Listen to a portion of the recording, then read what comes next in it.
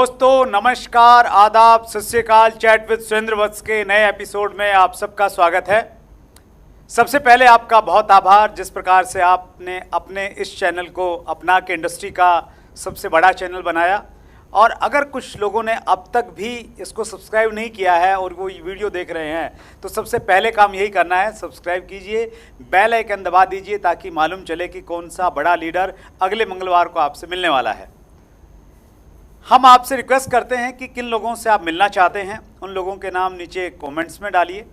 और उन नामों को पढ़ते पढ़ते एक नाम के पास हम लोग पहुँचे, रुके, और उनके बारे में जब हमने रिसर्च किया, उनके बारे में जब हमने जितनी ज़्यादा उसकी खोजबीन करने हम लोग लगे, तो मैं पर्सनली अगर मैं बातचीत करूं तो मैं बिल्कुल एकदम उनका दीवाना हो गया। और मैं मुझे ये लगा कि सोशल मीडिया के आज के युग में भी जहां बहुत सारे लोगों को जानने लग गए हैं, लेकिन कुछ लोग ऐसे रहते हैं, वो कहावत हमने सुनी है ना कि दिए तले अंधेरा होता है, तो वो हमारे बहुत नज़दीक होते हैं लेकिन फिर भी हमारे से बहुत दूर होते हैं। तो पर्सनली मैं बहुत एक्साइटेड भी हूँ, बहुत इमोशनल भी हूँ। एक ऐसे व्यक्ति को आज हमने आमंत्रित किया है जिनको मैं अगर अपनी बात करूँ तो 1 महीने पहले मैं उनको बिल्कुल नहीं जानता था, और अब की मैं बातचीत करूँ तो मैं ये मानता हूँ कि वो मेरे बहुत नज़दीक हैं। सो आइए मिलके हम स्वागत करते हैं digital network marketing coach Lalit Arora ji का। ललित जी, बहुत बहुत स्वागत है chat with Surendra Vats. Thank you sir, thank you so much, thank you. आपको लगता है ऐसा कभी कि कुछ लोग ज़िंदगी में मिलते हैं और उनको मिलके ऐसा लगता है कि यार ऐसा है ही नहीं कि 1 महीने पुरानी मुलाकात है, ऐसा लगता है जैसे वर्षों से जानते हैं? सर मुझे ऐसा लगता है हम जिसको भी मिलते हैं कुछ ना कुछ पुराने जन्मों के हमारे लेन देन है, इसीलिए मिलते हैं। और जब हम मिलते हैं तो पुराने जन्मों के रिश्ते ताज़ा हो जाते हैं। जिस दिन पहली बार आपका कॉल आया, मैं एक मीटिंग में था और बहुत इंपॉर्टेंट मीटिंग में था और मेरे पास आपका नंबर सेव था। अच्छा, वाह। सुरेंद्र वत्स जी, मैं खड़ा हुआ और मैंने 40 मिनट आपसे बात की, मुझे अच्छे से याद है, बालकनी में खड़े होकर। और मुझे ऐसा लगा जैसे कोई बिछड़ा हुआ कोई भाई नहीं मिल जाता है, मुझे ऐसा महसूस हुआ। और ये बात सच है कि आज हम लोगों को तो अपने पिछले जन्म तो शायद याद नहीं है, कुछ भी नहीं याद, बट हमें ये पता है कि कुछ लोगों से मिलने के बाद दिल ऐसे जुड़ जाता है कि वहाँ मज़ा आ गया, और उनमें से आप एक हैं। Thank you so much Lalit ji. Actually जितने भी लोगों को मैंने इनवाइट किया ना जी, तो उनमें से ज़्यादातर तो लोग ऐसे हैं जिनको मैं पहले से जानता इन द सेंस कि मैंने उनसे सीखा है या उनका मेरी ज़िंदगी में इन्फ्लुएंस रहा है। तो मेरा ड्रीम था कि यार उनको मैं बुलाऊं, उनको मैं सुनूं, उनके साथ में बैठ के बातचीत करूं। और वो सफ़र चलता रहा। फिर कुछ और ऐसे नाम आते चले गए, लेकिन आप इतना नज़दीक में रहते हैं और मैं बहुत ज़्यादा तो एक्टिव नहीं रहता सोशल मीडिया पे। ऑनेस्टली मैं बताऊं, मैं आपके बारे में बहुत ज़्यादा नहीं जानता था जी, लेकिन हमारे एक साथी हैं अजय शर्मा, तो नाम आपके कमेंट्स बॉक्स में आए, लेकिन चूंकि वो लिस्ट बहुत लंबी होती है तो उस प्रकार से ध्यान नहीं गया। तो अजय शर्मा ने बोला कि ललित अरोड़ा जी को आप बुलाइए, बहुत अच्छे इंसान हैं, बहुत अच्छे लीडर हैं। तो अजय शर्मा जो हैं वो खुद अच्छे स्पीकर हैं, और वो इतने अच्छे स्पीकर हैं कि उनको जल्दी सी कोई दूसरा पसंद आता नहीं। तो मुझे लगा अजय शर्मा अगर रिकमेंड कर रहा है तो कुछ ना कुछ बात है। तो फिर मैंने आपसे बातचीत की, फिर हमारी मुलाकात हुई, तो ज़बरदस्त सर। और उसके बाद में जब आपका कमिंग सून का वीडियो आया जी, तो वो हमने चैनल पे डाला। उस पर जो कमेंट्स आए, मुझे ऐसा लगता है 250 से ज़्यादा उस पर कमेंट्स आए जी, और मैंने एक एक कमेंट को पढ़ा। वाह। और जितना मैं पढ़ता गया उतना मैं एक्साइटेड होता गया। मतलब आपसे मिलने की जो ललक थी ना वो और ज़्यादा तीव्र होती चली गई। सबसे पहले मैं कुछ कमेंट्स पढ़ के आपको सुनाता हूं। और सर इससे पहले आप कमेंट्स पढ़ें, आपका बहुत बहुत शुक्रिया कि आपने मुझे यहाँ बुलाया, और सबसे बड़ा शुक्रिया अजय शर्मा। अजय भाई बहुत बहुत शुक्रिया, आपकी वजह से आज ये कुर्सी पे बैठा हूँ। बहुत बहुत धन्यवाद कि आपने मुझे इस लायक समझा कि मुझे यहाँ बुलाया गया। Thank you so much. Thank you sir. और मैं भी अजय शर्मा द जोश मशीन का ही पहला कमेंट्स पढ़ता हूँ। उन्होंने लिखा है, ललित सर आप जैसा ऑनेस्ट लीडर मैंने आज तक नहीं देखा। इनामुल हुसैन लाइव लिखते हैं, माई कोच माई मेंटर। जोय रामदास लिखते हैं, I am excited because my coach mister Lalit Arora is coming, he is a wonderful MLM coach, amazing trainer. Pradeep Prajapati ने लिखा है, प्रदीप प्रजापति टाइगर, गरीबी से करोड़पति बनाने वाले real hero, love you so much. बड़ा business school, great value learning मिलने वाली है। कीवा छत्तीसगढ़ टीम ने लिखा है, ट्रेनर मतलब ललित अरोड़ा। और पवन मौर्य 64 ने लिखा है, आज मेरा ड्रीम पूरा हो गया है मेरे मेंटर को इस शो पर देखकर। सर ये सब इन लोगों के इमोशंस हैं, इनका प्यार है, मैं नहीं जानता, बट मैं सिर्फ ये जानता हूँ सर कि 24 साल हो गए इस इंडस्ट्री में, और कोशिश सिर्फ ये है कि जो कुछ भी सीखा है, जो कुछ भी सीख रहा हूँ, उसको उसी रूप में लोगों को दे पाऊँ। सिर्फ यही कोशिश है। अब बाकी शब्द इनके अपने हैं, इमोशन इनके अपने। मैं वाकई ऊपर वाले का इतना शुक्रिया अदा करता हूँ कि मैं, अगर मेरे शब्दों से किसी की ज़िंदगी में कोई परिवर्तन आए तो मुझे लगता है कि इससे बड़ी कोई बात ही नहीं है। That's great sir. हम स्टार्ट करते हैं। और मेरी पर्सनली बहुत ज़्यादा जिज्ञासा है ये जानने की जी कि एक इतने अच्छे ट्रेनर जिनको लोग इतना प्यार कर रहे हैं, वो कहाँ पैदा हुए, कहाँ एजुकेशन हुई और अब तक का सफ़र कैसा रहा? जी सर, मेरा नाम ललित अरोड़ा है। मैं दिल्ली में पैदा हुआ। दिल्ली में त्रिनगर एक जगह है, वहाँ पर मेरे पिताजी ने किराए का मकान लिया था। मेरे पिताजी सरकारी नौकरी करते थे। और बहुत ही मुश्किल हालातों में हमारी एजुकेशन हुई। दिल्ली में पश्चिमपुरी में मेरा पालन पोषण हुआ। जनता फ्लैट में रहते थे, एक कमरे के घर में, लेकिन वही हमारा स्वर्ग था। बचपन से एक ही एजुकेशन मिली, बेटा पढ़ लिख और बाबू बन, पढ़ लिख और बाबू बन। मुझे लगता है कि दिन में शायद 8 से 10 बार तो यही बात सुनता था मम्मी डैडी से कि बेटा तूने अफसर बनना है, बेटा तूने अफसर बनना है। लेकिन ये जो बेटा था ना, ये कुछ सन की था। अच्छा। बचपन से मेरे को शौक एक्टिंग का। अच्छा, वाह। हमारे मोहल्ले में रामलीला होती थी तो बंदर बनने से शुरू किया था साहब। क्या बात है। तो मैं बंदर बनता था और कॉलेज के दिनों तक और उसके बाद तक भी मैं लक्ष्मण का रोल वहाँ तक करता रहा। और सिर्फ खून में एक्टिंग थी, एक्टर बनना, एक्टर। अच्छा, मेरे दोस्त भी मुझे चढ़ाएं, ललित तू एक्टर बन सकता है यार, तू एक्टर बन सकता है। अच्छा, हम भी वो फिर आमिर खान की फिल्में उस समय कयामत से क़यामत तक, और वैसे ही बैग पकड़ना और सारे स्टाइल वही साहब। लेकिन अब समझ ना आए एक्टर बनूंगा कैसे। ये बात है 1988 की, मैंने 10th क्लास पास की थी 1988 में। तो खैर जी, एक्टर कैसे बनूंगा, क्या होगा, घर वालों की डांट गालियां, पढ़ाई नहीं करता है, उनकी नज़र में एक्टिंग फालतू का काम था। रामलीला के जो हमारे डायरेक्टर थे वो मेरे पीछे पड़े रहते थे, ललित तू कुछ कर। लेकिन इन सब उधेड़ बुन में मुझे लगा यार पता नहीं क्या होगा। और 11वीं क्लास में मुझे ड्रीम शब्द पता नहीं था क्या होता है। मुझे कोई ट्रेनिंग नहीं पता थी। एक दिन घर वालों की डांट सुन के, मैं आज उनका शुक्रिया अदा करता हूँ, उनकी डांट सुन के मैं इतना चिढ़ गया। बंदा चिढ़ जाता है ना जब एक ही चीज को रिपीट किया जाए। मैं इतना चिढ़ गया, मैंने मंदिर में जाके कसम खाई जिंदगी में नौकरी नहीं करूंगा।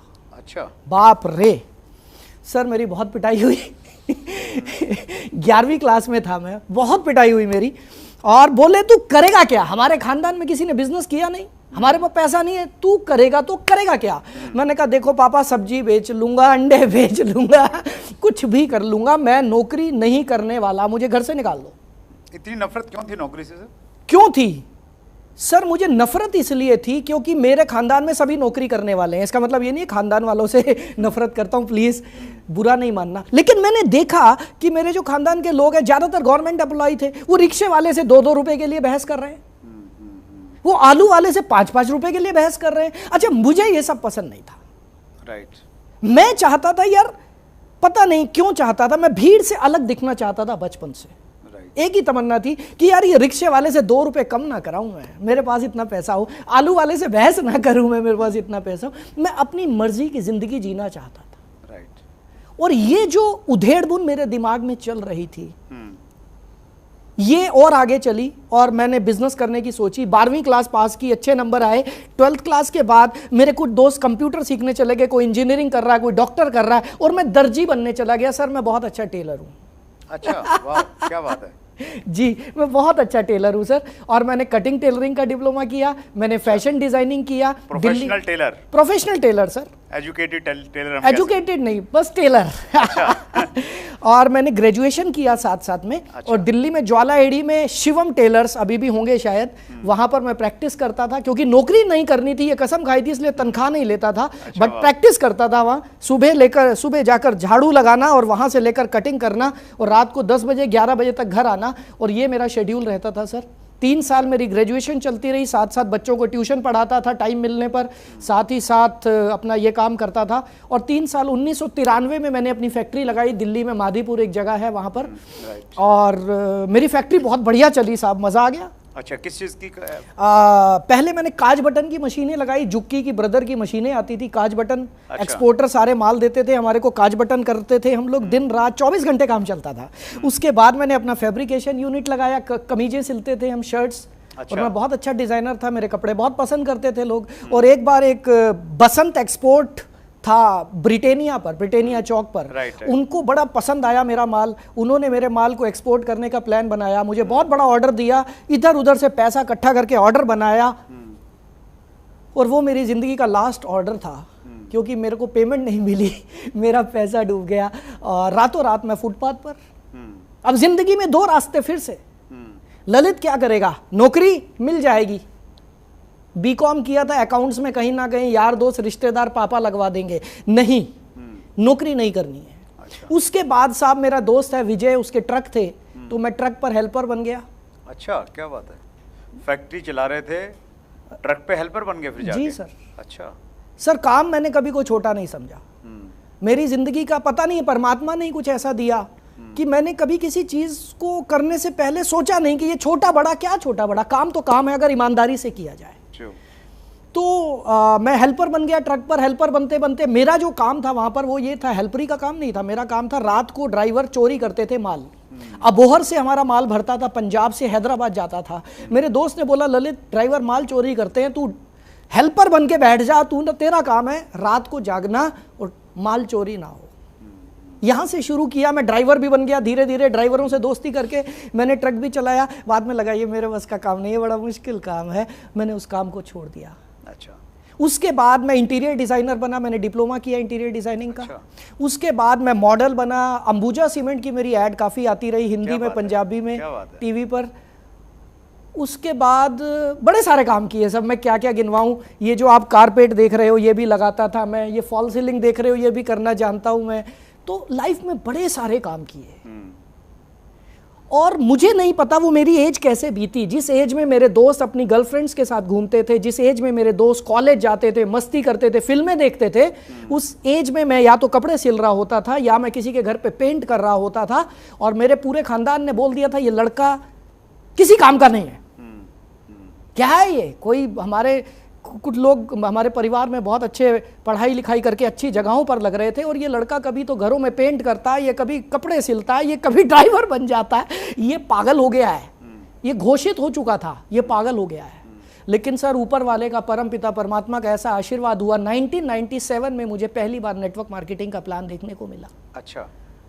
मेरे अपलाइन मेरे क्लासमेट ही थे, मिस्टर अनिल मल्होत्रा, जिनको मैं गुरु भी बोलता हूँ इस इंडस्ट्री को दिखाने वाले, वही थे मिस्टर अनिल मल्होत्रा। उन्होंने मुझे ये प्लान दिखाया 1997 में, और तब से लेकर आज तक 2021 हो गया है, इसी इंडस्ट्री में जी रहे हैं, इसी इंडस्ट्री में मर रहे हैं, इसी में खा रहे हैं, इसी में पी रहे हैं। वंडरफुल। बहुत इंटरेस्टिंग है सर आपकी जर्नी एक्चुअली। जी जी जी। और उससे बहुत कुछ सीखा जा सकता है। जी सर। वंडरफुल सर, आगे बढ़ते हैं। कुछ क्वेश्चंस मैंने प्रिपेयर किए हैं। पहला प्रश्न है, चूंकि आप डिजिटल नेटवर्क मार्केटिंग कोच हैं और कोविड के बाद में चीज़ें बहुत तेज़ी के साथ में बदली हैं, उसी से संबंधित मेरा प्रश्न है, कोविड के बाद डायरेक्ट सेलर को अपने तरीके में क्या क्या बदलाव लाने चाहिए? साहब मैं तो कहता हूँ कोविड ने सब कुछ ही बदल दिया। अभी मदान साहब को सुन रहा था मैं, मदान साहब ने यहाँ तक बता दिया, हाथ धोना सिखाया किसने? कोविड ने हाथ धोना सिखा दिया। तो सर कोविड तो कुछ ना कुछ रीज़न है जो आया है, ये कोई बीमारी नहीं है। ये ऊपर वाला कोई मैसेज देना चाहता है, वो कुछ सिखाना चाहता है, अगर हम सही से पकड़ पाए तो। तो जिस दिन मोदी जी ने अनाउंस किया, शायद 22 मार्च था, मैं आसाम की फ्लाइट पकड़ के एक दिन पहले आया था, 22 मार्च को रात को 9 बजे मैं टीवी देख रहा था, मोदी जी ने अनाउंस किया लॉकडाउन। घर वाले खुश हो गए कि अब पापा घर पे रहेंगे, और पापा ने 9:30 बजे शेड्यूल बना लिया था कि कल से सुबह 4 बजे उठूंगा और कल से अपनी जिंदगी के वो काम करूंगा जो आज तक नहीं कर पाया, क्योंकि सर नेटवर्क मार्केटिंग में महीने में 25 दिन ट्रैवलिंग होती थी। राइट। अगले दिन सुबह उठकर मैंने किताब लिखनी शुरू कर दी। क्या बात है।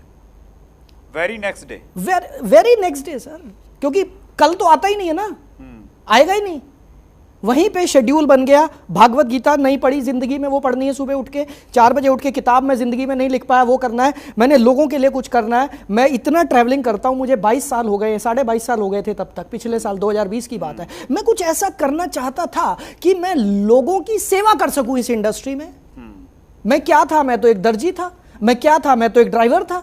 और आज उस ड्राइवर के पास अपनी गाड़ी है, आज उस ड्राइवर के पास अपना बड़ा सा घर है। तो कहां से आया? नेटवर्क मार्केटिंग इंडस्ट्री से आया। और मैं ऐसा आदमी तो नहीं हो सकता ना जो सिर्फ लेता ही रहे। वाह, देना भी तो बनता है सर। तो मैंने ये सोचा कि अब देने की बारी आ गई। और उस समय पर मैंने डिजिटल नेटवर्क मार्केटिंग की स्थापना की अपने दिमाग में। क्योंकि कोई भी चीज पहले तो दिमाग में ही कंसीव होती है, ऑन पेपर तो बाद में आएगी। और सर मैं, यकीन मानिए, आपको शायद ये बात बड़ी लगेगी, पिछले साल मार्च और अभी आज की डेट 28 अगस्त 2021, सर मैं 16 घंटे एक ही कुर्सी पे बैठा हूं। अच्छा, क्या बात है। वो आदमी जो महीने में 25 दिन, कभी फ्लाइट में, कभी ट्रेन में, कभी बस में, कभी रिक्शा में, travel travel travel travel travel, network marketing network marketing, वो आदमी बैठ गया और वो बैठ के लिख रहा है, वो बैठ के वीडियो बना रहा, जो काम कभी नहीं किए थे। लेकिन सर ऊपर वाले के आशीर्वाद से इस यात्रा में एक ऐसी चीज बनकर आ गई, क्योंकि मेरे को एक चीज समझ में आई कि जब हर चीज डिजिटल हो रही है, राइट, तो नेटवर्क मार्केटिंग क्यों नहीं? बहुत सही। और कोविड ने हमें यह सिखा दिया कि यह बिजनेस घर में बैठ के भी हो सकता है। और सर हो रहा है। तो कुछ डायरेक्ट सेलर हैं सर जो पुराने तरीके से काम कर रहे हैं जी, वो शायद उस प्रकार से अडोप्ट नहीं कर पा रहे हैं जी, तो उनके लिए क्या संदेश है? सर लोगों ने स्टीम इंजन को भी अडॉप्ट नहीं किया था, लोगों ने प्रेशर कुकर को भी अडॉप्ट नहीं किया था, गैस पेट में चली जाएगी, लोगों ने सिलेंडर को भी अडॉप्ट नहीं किया था। कर लेंगे वो भी, जब उनको समझ में आएगा। मेरे जितने स्टूडेंट्स हैं आज की डेट में, वो सब ये कहते हैं, सर हमारे अपलाइन बोलते हैं ये यूट्यूब से कोई फायदा नहीं होने वाला, आप माल बेचो, अपनी टीम बनाओ, ये फेसबुक से कोई फायदा नहीं होने वाला। लेकिन मैं यही कहता हूं, वो सही कह रहे हैं अपनी जगह पर, वो हमारे बुजुर्गों की तरह रिएक्ट कर रहे हैं। क्योंकि मेरे पिताजी को भी आज तक समझ में नहीं आता कि यूट्यूब से पैसा आता कहां से।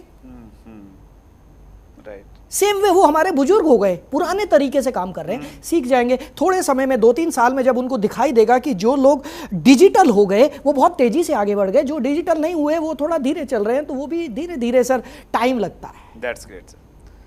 चूंकि आप चीज़ों को ऊपर से देखते हैं और एज ए ट्रेनर आप बहुत सारे लोगों के संपर्क में रहते हैं, 24 साल का आपका तजुर्बा है सर, हिंदुस्तान में आप डायरेक्ट सेलिंग का भविष्य क्या देखते हैं? ओ हो सर, मेरे दिल का सवाल पूछ लिया आप सर। मैं सच बताऊं, डायरेक्ट सेलिंग भारत में शुरू ही नहीं हुई सर। अच्छा सर, शुरू नहीं हुई है अभी तक, तो शुरू नहीं हुई। अगले 5-10 साल में शुरू हो जाए तो शायद हो जाए, अभी तक शुरू नहीं हुई सर। अगर हम दूसरे देशों की टर्नओवर से भारत की टर्नओवर का तुलना करते हैं तो वत्स साहब आप जानते हैं कि हम कहां पर हैं, हमारी आबादी कहां पर है। 140 करोड़ तो कागजों में है, और 10-20 करोड़ तो जब कागज बन रहे होंगे तो वो घूम रहे होंगे, पक्की बात है। राइट। सो मैं तो ये मानता हूं 150-160 करोड़ की आबादी है, तो हमारी टर्नओवर है क्या अभी? सर अभी तो शुरुआत भी नहीं हुई है। और मेरे को बहुत सारे लोग ये सवाल पूछते हैं, ललित जी सैचुरेशन, तो मैं बोलता हूं भाई साहब आज से 150-200 साल बाद मेरी अगली पीढ़ियों से पूछना, तब ये सवाल करना कि नेटवर्क मार्केटिंग में सैचुरेशन तो नहीं आ रहा है। अभी तो शुरू ही नहीं हुआ, सैचुरेशन आएगा कहां से? और प्रोडक्ट यूज करना है सर, कंज्यूम करना है, तो उसमें काहे का सैचुरेशन? सर आपने कौन सा अपना धर्म परिवर्तन करना है नेटवर्क मार्केटिंग करने के लिए? आप जो खाना खाते हो वही खाना खाओ, लाला जी की दुकान की जगह से हमारे से ले लो, दैट्स इट। तो अभी शुरू नहीं हुआ, ये तो हुई एक बात जी, शुरू भी होगा, यौवन पे भी आएगा और परचम भी लहराएगा, 100% लहराएगा सर। और मैं इस चीज को लेके इतना कॉन्फिडेंट हूं क्योंकि सर किसी भी इंडस्ट्री को एस्टेब्लिश होने में समय लगता है सर, किसी भी चीज को जड़ें जमाने में टाइम लगता है। नेटवर्क मार्केटिंग को भारत में समय लगा, 1996-97 से शुरू हुआ, आज हमें 24 साल हो गए, 25 साल हो गए नेटवर्क मार्केटिंग को भारत में। अभी जड़ें जमी है, अभी तक तो गाइडलाइन आई है, रूल तो आए भी नहीं है। मैं तो मानता हूं नेटवर्क मार्केटिंग उस दिन शुरू होगी जिस दिन नेटवर्क मार्केटिंग के रूल आएंगे। राइट, ट्रू, सही कह रहे हैं आप। अभी तक तो हम खाली हिट एंड ट्रायल कर रहे हैं, हिट एंड ट्रायल कर रहे हैं, हिट एंड ट्रायल कर रहे हैं। सर नेटवर्क मार्केटिंग असली उस दिन शुरू होगी जिस दिन नेटवर्क मार्केटिंग के रूल आएंगे। तब तक हम लोगों को भी थोड़ी सी अकल आ चुकी होगी, मुझे थोड़ी सी अकल आ चुकी होगी कि ललित तूने इन सालों में क्या किया, क्या गलत किया, क्या सही किया, कैसे रेक्टिफाई करना है, कैसे अपने आप को करेक्ट करना है। ये सारी चीज़ें शायद मैं भी सीख चुका हूँगा और जो सीनियर लीडर्स हैं वो भी सीख चुके होंगे। तो सर भविष्य इतना ब्राइट है, इतना, लेकिन उन लोगों का ब्राइट है जिनके पास सब्र है, जो सीखने के लिए तैयार हैं और जो हड़बड़ी में नहीं बैठे, हाय मेरा चेक नहीं आया, हाय मेरा चेक नहीं आया। ओ यार सीख तो ले। स्कूल में गए हम 20-22 साल हमने पढ़ाई करी, एक बार हेडमास्टर को नहीं पकड़ा, हेडमास्टर साहब मैं रोज स्कूल आ रहा हूं बचपन से, कोई पैसा नहीं मिला। नेटवर्क मार्केटिंग ज्वाइन करते हैं 2 महीने बाद मेरा चेक नहीं आ रहा। भाई सीख तो ले यार। भविष्य उन्नत है, लेकिन कंडीशन ये है जो सीखने के लिए तैयार हैं, बिना सीखे पेशेंस रखेंगे उनके लिए है। सर बिना सीखे तो चाय भी नहीं बनती है, तो नेटवर्क मार्केटिंग कहां से हो जाएगा। सपने हैं करोड़ों के, रोल्स रॉयस भी खरीदनी है, सब कुछ खरीदना है, लेकिन सीखूंगा नहीं तो भाई सब कुछ नहीं होगा। That's great sir. एक प्रश्न मैं और पूछ रहा हूँ, क्योंकि जब अपॉर्चुनिटी होती है तो उसके साथ में कुछ इश्यूज भी रहते हैं साथ में। डायरेक्ट सेलिंग में हमारे देश में चूंकि नियम कानून नहीं थे, 2016 में गाइडलाइन आई जी, और उसके बाद में रूलिंग की बातचीत हो रही है, लेकिन उसके बावजूद भी सर बहुत सारी फ्रॉड कंपनियां आज भी आती हैं, और आज एक नई चीज़ को लोग अपना रहे हैं MLM में, और वो है क्रिप्टो करेंसी। हमारे पास में बहुत सारे क्वेश्चंस आ रहे हैं व्यूअर्स की तरफ से। फला कंपनी जो है MLM में है और वो क्रिप्टो। सर मेरे पास भी रोज बड़े सवाल आते हैं, आज आपके प्लेटफॉर्म पर शायद मैं इसका जवाब दे पाऊं। सर सबसे पहली चीज देखो, 5 उंगलियां बराबर नहीं होती हैं। राइट। किसी एक समूह में, किसी एक लोगों की भीड़ में सभी लोग अच्छे हों ऐसा कभी नहीं हो सकता, और सभी लोग बुरे हों शायद ऐसा भी नहीं हो सकता। ट्रू। क्योंकि भारत में अभी तक नेटवर्क मार्केटिंग के रूल्स नहीं है, तो इस चीज का फायदा बहुत लोग उठा रहे हैं, बहुत लोग उठा रहे हैं। सर मैं सिर्फ आपका जो सवाल है क्रिप्टो के बारे में, मैं क्रिप्टो के अलावा और कंपनीज की बात करता हूं। भारत में लगभग हर रोज सैकड़ों नई कंपनीज खुलती है नेटवर्क मार्केटिंग को लेकर, जिनका नाम हमें और आपको पता भी नहीं चलता। राइट। हमें और आपको तो तब पता चलता है जब उनकी टर्नओवर 100-200 करोड़ हो जाती है। 100-200 करोड़ होने के बाद अगर वो कंपनी कामयाब हो जाती है तो हमें पता चलता है, या वो कंपनी भाग जाती है तो हमें पता चलता है। नहीं तो हमें पता भी नहीं चलता। बिल्कुल सही है। तो सर मेरे हिसाब से नेटवर्क मार्केटिंग किसे कहा जाए, तो इसका एक बड़ी अच्छी परिभाषा है मेरी नजर में। सैकड़ों परिभाषाएं हो सकती हैं। जो कंपनी आपको वैल्यू फॉर मनी दे रही है, जो कंपनी आपको ऑन द स्पॉट प्रोडक्ट या सर्विसेज दे रही है, और वो प्रोडक्ट और सर्विसेज वैल्यू फॉर मनी है, राइट, वो है असली नेटवर्क मार्केटिंग। और जो आपको वादा कर रही है कि तुम भैया ये ले लो, ये मेरा चश्मा है और ये पता नहीं किस किस ने लगाया था, महात्मा गांधी जी ने लगाया था, ये लो व्हाट्सअप आपको दे देता हूं, इसकी कीमत है 1.5 लाख रुपया, और साथ में 2 मेंबर और बनाओ 1.5 लाख के, गांधी जी का चश्मा उनको भी देंगे, आपको लाख रुपए का चेक मिल जाएगा। ये नेटवर्क मार्केटिंग नहीं है। It should be value for money, product और सर्विसेज साथ में होने चाहिए। कोई वादा नहीं होना चाहिए कि यहां सड़कें बन जाएंगी, ना, ऑन द स्पॉट मैंने अभी पैसा दिया, क्या मुझे अभी कुछ मिल रहा है या नहीं मिल रहा। और क्रिप्टो पे आ रहा हूं सर। हाँ जी, हाँ जी। पहली चीज तो क्रिप्टो करेंसी सर देखिए है क्या, यही समझ में नहीं आया। हमने तो करेंसी देखी थी जो नोट आप और हम लेते और देते थे, फिर हमने ये डिजिटल करेंसी देख ली, आप मुझे पेटीएम कर देते थे, मैं आपको कर देता था। अब ये एक ऐसी करेंसी आ गई जो आज तक किसी ने देखी नहीं है, जिसको कि फॉरेन कंट्रीज में कुछ कंट्रीज ने शायद वैलिडेट कर दिया है, भारत ने इसको वैलिडेट नहीं किया। अभी सुनने में ये आ रहा है कि जितनी भी इलीगल ट्रांजैक्शंस हो रही हैं मैक्सिमम क्रिप्टो के जरिए हो रही हैं। राइट। ये सुनने में आया कि ढेरों क्रिप्टो करेंसीज खुल गई और वो ये बोलते हैं कि तू मेंबर बना, तू मेंबर बना, और वो बोलते हैं हम नेटवर्क मार्केटिंग है। और वो नेटवर्क मार्केटिंग क्या है, वो 200-400-500 करोड़ रुपए इकट्ठा करते हैं साइड पे, रातों रात पोर्टल बंद होता है। उसका होता क्या है, क्रिप्टो करेंसी का भारत में कौन सा ऑफिस है सर, बता सकते हैं व्हाट्सएप आप कहीं को देखा हो? वो ऑफिस तो छोड़ो सर, ये नहीं मालूम चलता बहुत बार तो, जैसे हम लोग बिटकॉइन की बात करते हैं जो सबसे पुरानी करेंसी है, तो उसका फाउंडर कौन है ये नहीं मालूम? सर मालूम हो ही नहीं सकता। जिस चीज का कोई ऑफिस नहीं, जिसको कोई हम टच नहीं कर सकते, जिसको वैलिडेट करने के लिए सरकार की कोई एजेंसी नहीं है। आज नेटवर्क मार्केटिंग को वैलिडेट करने के लिए, इसको रेगुलेट करने के लिए भारत सरकार ने कंज्यूमर अफेयर्स डिपार्टमेंट के अंदर इसको डाला है, राइट सर, जिसके यहां से गाइडलाइन आई है। आज इंश्योरेंस को वैलिडेट करने के लिए IRDA है। हर एक किसी न किसी सिस्टम को कंट्रोल करने के लिए कोई ना कोई सरकारी एजेंसी है, लेकिन ये एकमात्र ऐसी चीज है जिसको लेकर कोई सरकारी एजेंसी अभी तक तो नहीं बनी है। अब जो चीज एग्जिस्टेंस में ही नहीं है, मैं उसका बिजनेस कैसे कर लूंगा sir? Right, true. So it is till date, जब तक भारत सरकार क्रिप्टो करेंसी को मान्यता नहीं दे देती, तब तक ये पूरे तरीके से इलीगल है मेरी नजर। नहीं, अगर हम लोग ये मानते हैं सर, जी, मान्यता मिल गई जी, मान्यता मिलने के बावजूद जी, ये तो करेंसी है, तो ये MLM का प्रोडक्ट कैसे बन सकती है? सर देखिए, करेंसी बिल्कुल ठीक कह रहे हैं, फिर ये मनी सर्कुलेशन बन जाएगा। हाँ, और महाराष्ट्र गवर्नमेंट की जो गाइडलाइन जी। है उनमें तो एक नेगेटिव प्रोडक्ट लिस्ट डाली आ हुई चुकी है, है, और उस yes। लिस्ट में ये है कि आप फॉरेक्स ट्रेडिंग नहीं कर सकते, किसी प्रकार से इस प्रकार से नहीं कर सकते हैं जी। तो मैं अगर ये मान लूं कि भाई कल को क्रिप्टो को इंडिया में मान्यता मिल जाती है, तो उसके बावजूद भी MLM मॉडल में इसको शामिल करना क्या आप सही मानते हैं? सर मैं सबसे बड़ी बात वही है, प्रोडक्ट और services. What is your product? मेरा प्रोडक्ट पैसा कैसे हो सकता है? मैं आपको पैसा दे रहा हूं और आप मुझे पैसा दे रहे हैं। It will be a money circulation. पैसा घुमाया जा रहा है, टोपियां घुमाई जा रही हैं, बेटा मेंबर बनाई जा, तेरा चेक लाखों का आएगा, फेसबुक पे डालेंगे और भी फंसेंगे। यही तो हो रहा है सर। तो ये संदेश है उन सभी के लिए जो कहीं ना कहीं इस लालच में आ रहे हैं या इस अट्रैक्शन में हैं, जी जी जी, कि भाई हमें बहुत कुछ मिल जाएगा जी। लेकिन लालच की तो प्रवृत्ति है ना ललित जी? सर प्रवृत्ति तो हम सबकी है। देखिए, हर आदमी रातों रात करोड़पति बनना चाहता है, रातों रात।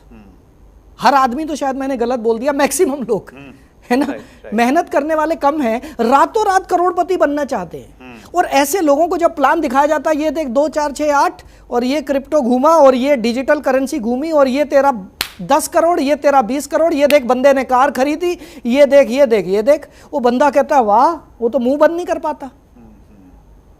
उसके बाद पैसे हो तो हो, नहीं हो तो जेवर बेचेगा, मकान बेचेगा, जमीनें बेचेगा, लगा देगा क्रिप्टो पे, लगा देगा कुछ ऐसी कंपनियों में जिनका कोई एग्जिस्टेंस ही नहीं है, और उसके बाद फेसबुक पर लिखेगा क्या?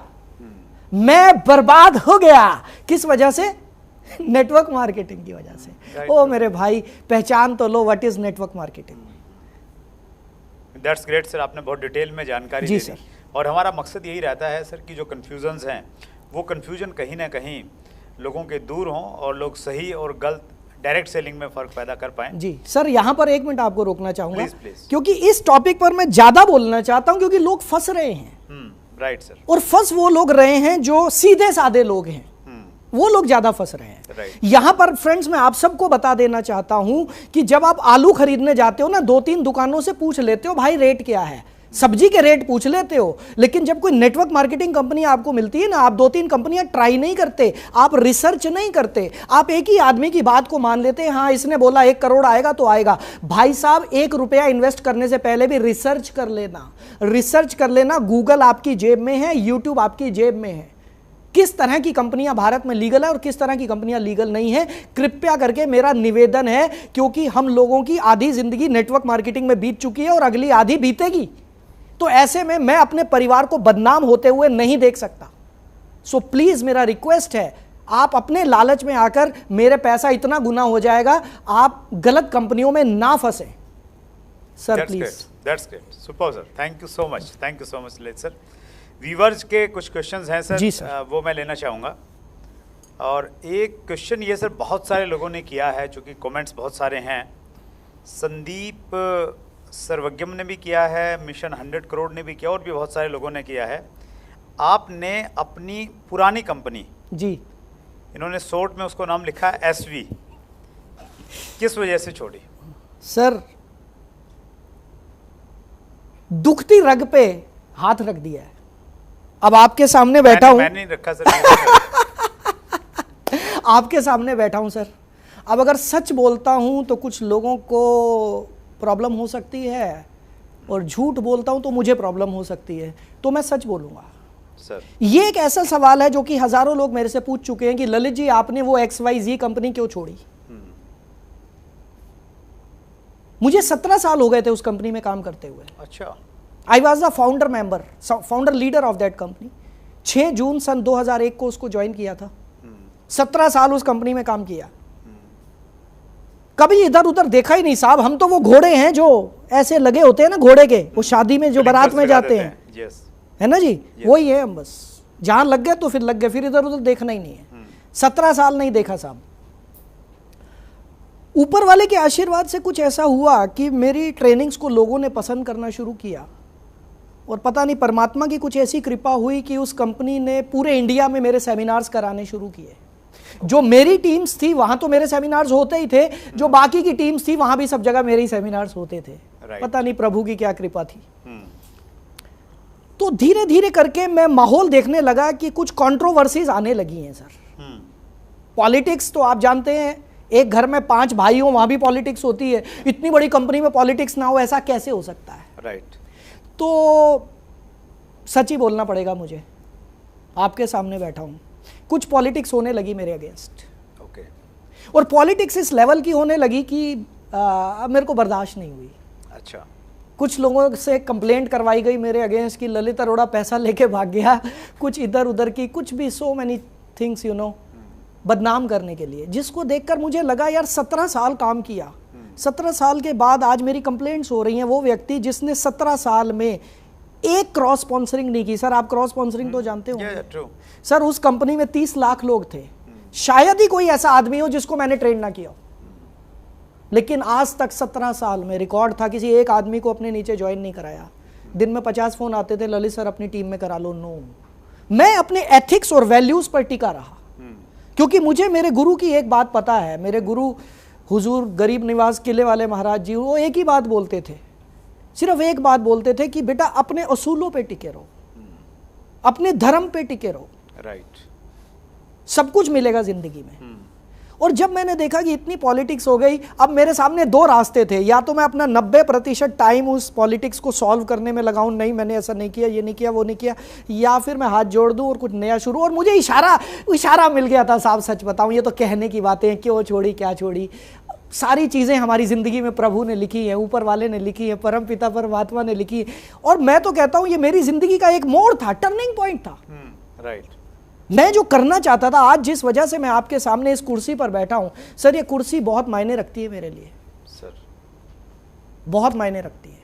और शायद ये मेरी जिंदगी में जो घटनाएं हुई, इन घटनाओं की वजह से यहां पर पहुंचा।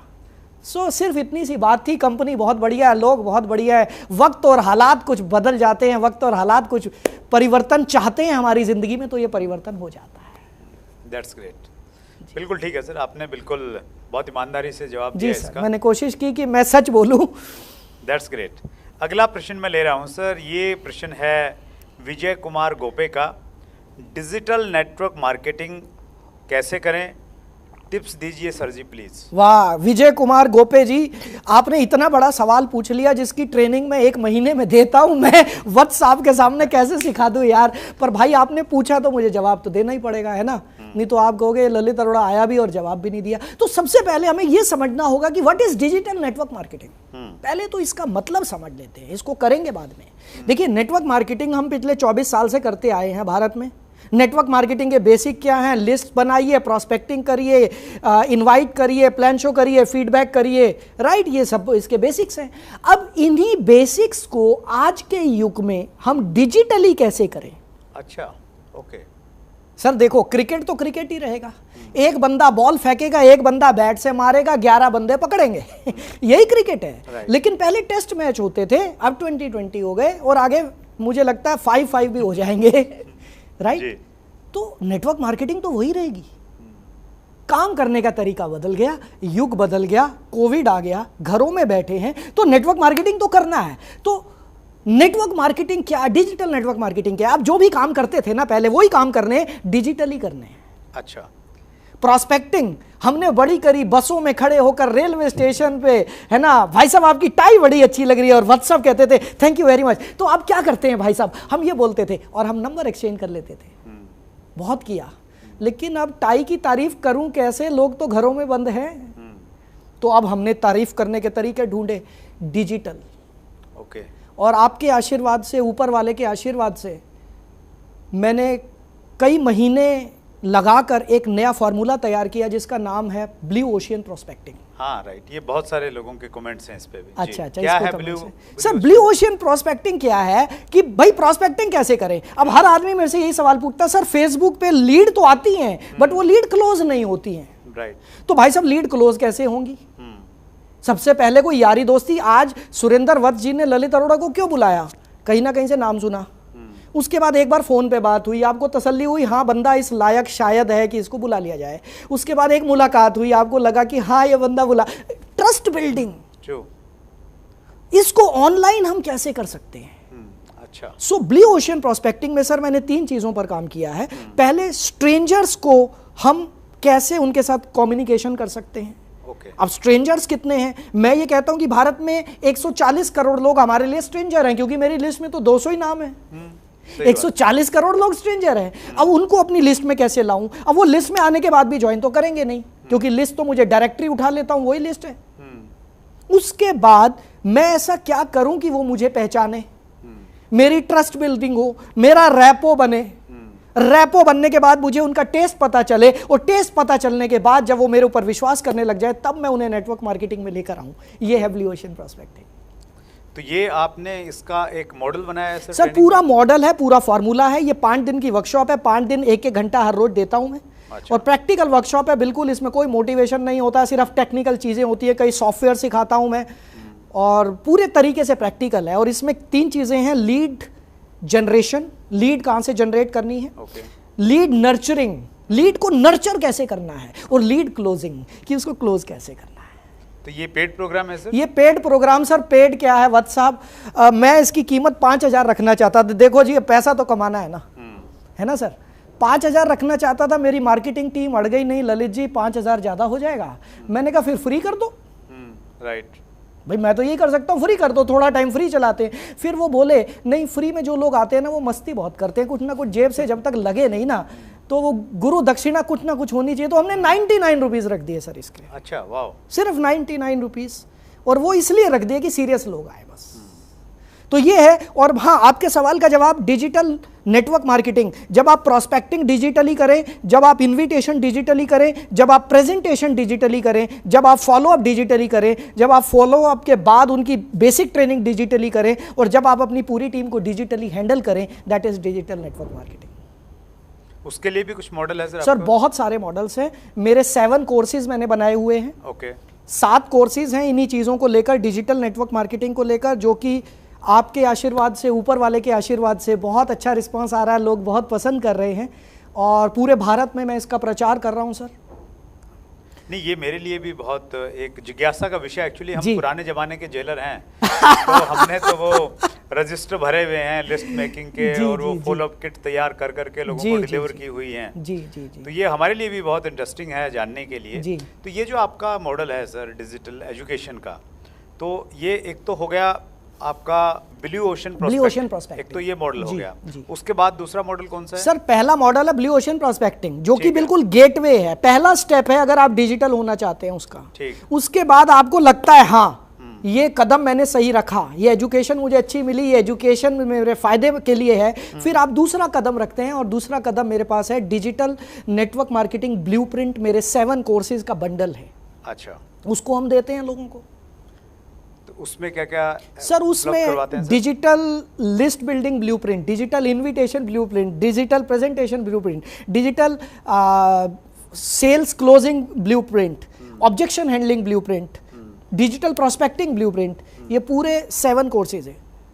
तो डिजिटली पेमेंट कितनी देनी पड़ती है उसके लिए? हाँ, पेमेंट तो डिजिटली लेते हैं सर, क्योंकि हम आपसे कैश नहीं ले पाएंगे सर। इसका मैं सच बताऊं, आप हंसेंगे भी मेरी बात पर, इस कोर्स की जो हमने वैल्यू रखी थी 80,000 रुपये रखी थी। अच्छा। मैं बड़ा खुश हुआ था, मुझे लग रहा था यार ललित तू तो रातों रात करोड़पति हो जाएगा।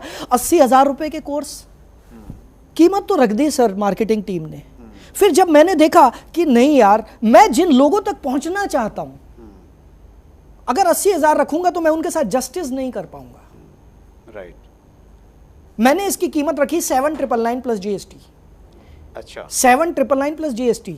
लेकिन जो लोग मेरे ब्लू ओशन प्रोस्पेक्टिंग को अटेंड करते हैं उनसे मैं लेता हूं सिर्फ 3,499 प्लस जीएसटी। और चैट विद सुरेंद्र वत्स के जो व्यूअर्स हैं, ये लर्निंग की क्लास है सर हमारे जी। पास में, तो वो थोड़ा सा डिजर्व करते हैं सर।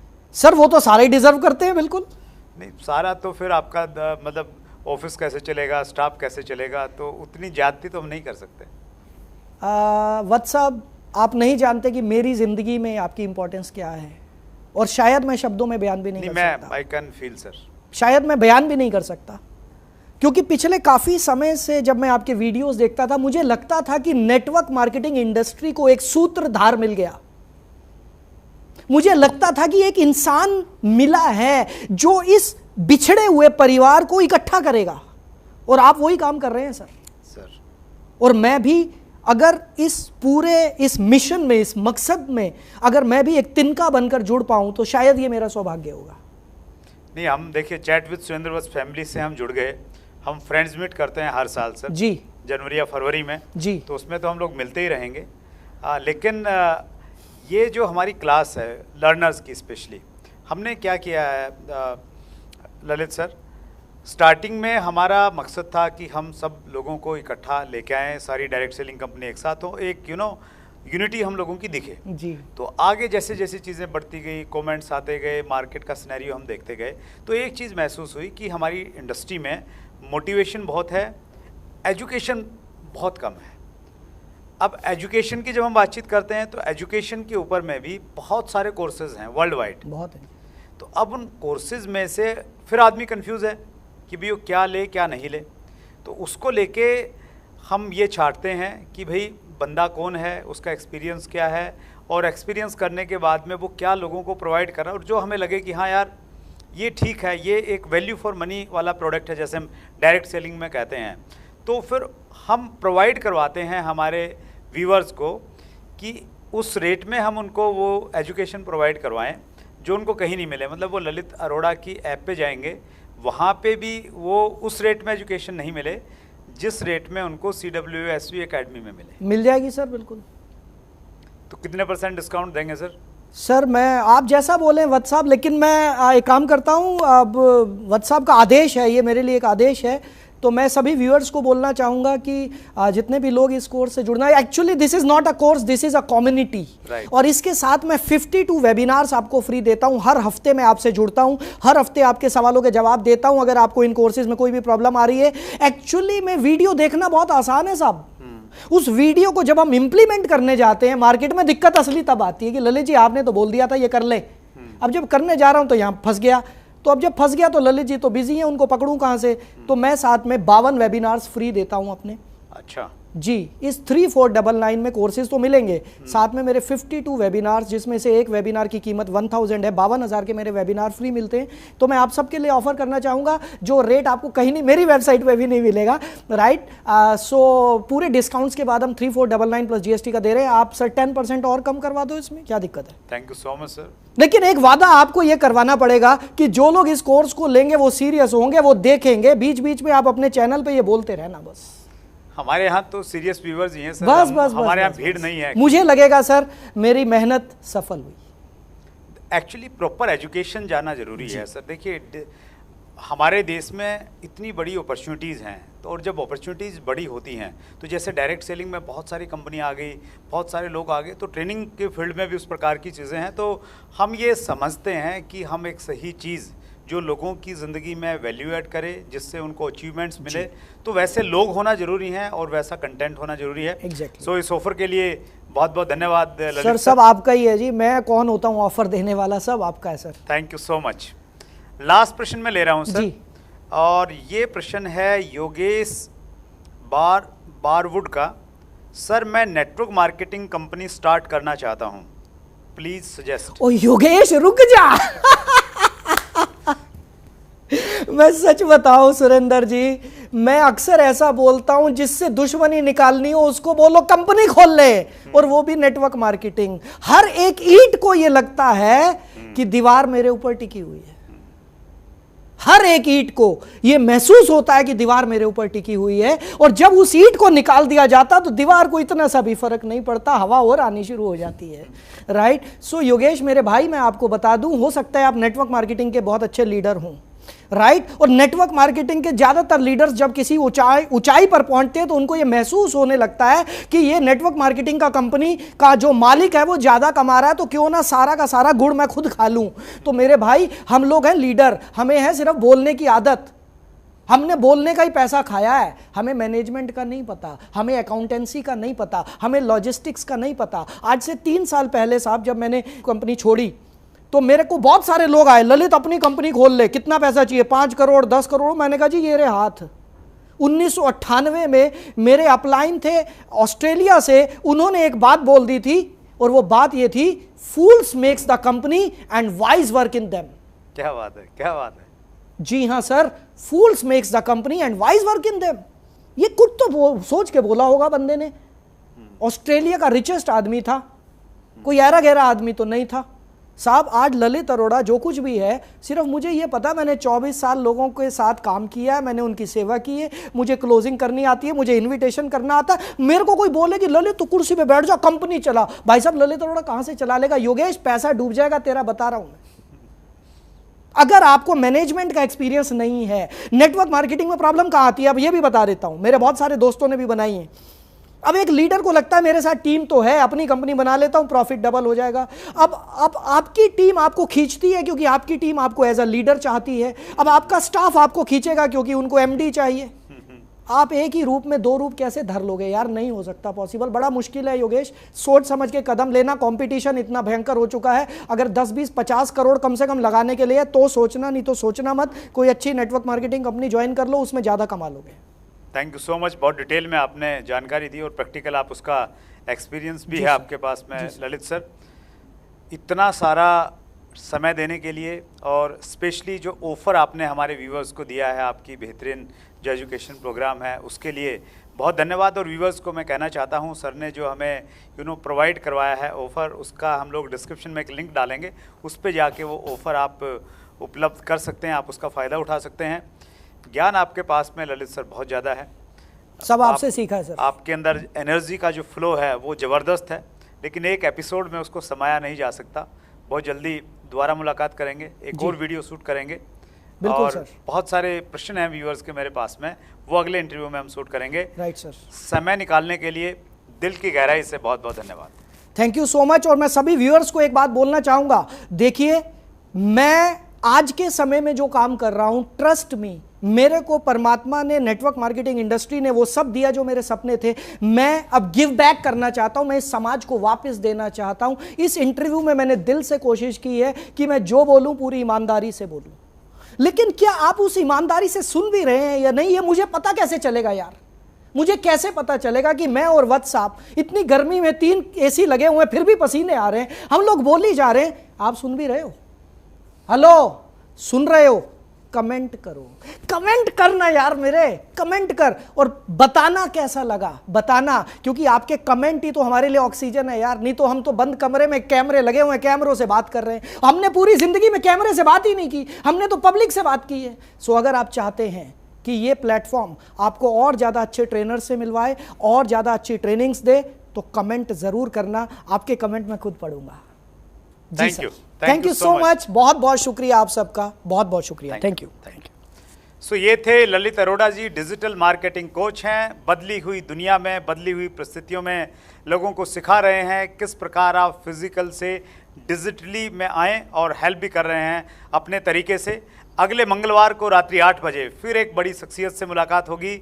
अपना ख्याल रखिएगा, बहुत बहुत धन्यवाद। अगर आपने अभी तक chat with Surendra Vats channel को सब्सक्राइब नहीं किया है तो अभी सब्सक्राइब करें और बेल आइकन दबाना ना भूलें, जिससे आपको आने वाली सभी वीडियोस की अपडेट सबसे पहले मिले और हमारी किसी वीडियो को मिस ना करें। वीडियो को ज्यादा से ज्यादा शेयर और लाइक करके अपना प्यार जरूर दें।